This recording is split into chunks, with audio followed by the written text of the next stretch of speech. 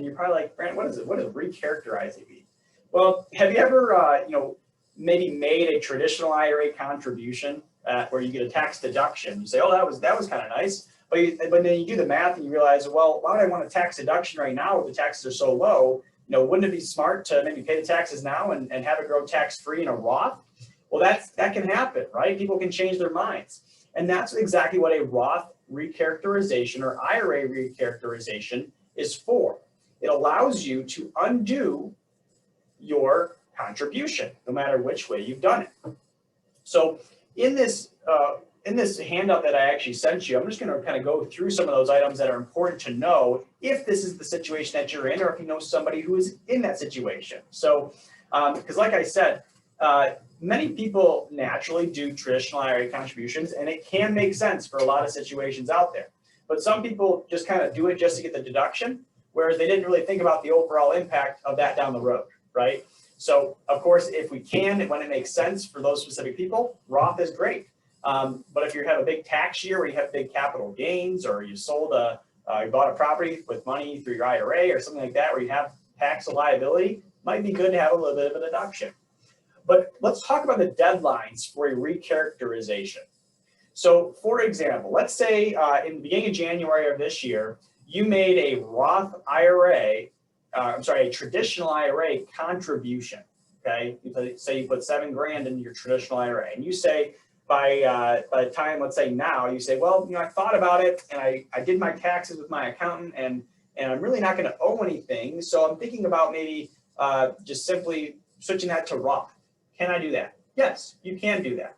So for example, if you made it on January 10th of this year for the previous year of 2020, you have until October 15th of 2021 to do the recharacterization. Now, that is often, you don't have to wait that long to do it. But it is available. So if it were to take you that long, that's the deadline. But most people will kind of figure that out earlier in the year, even maybe before they file their final tax return, and maybe do it just before the end of the tax season. So keep that in mind. Now, when you do a recharacterization, some people don't know how that really works from the technicality standpoint. Ooh, can't talk today.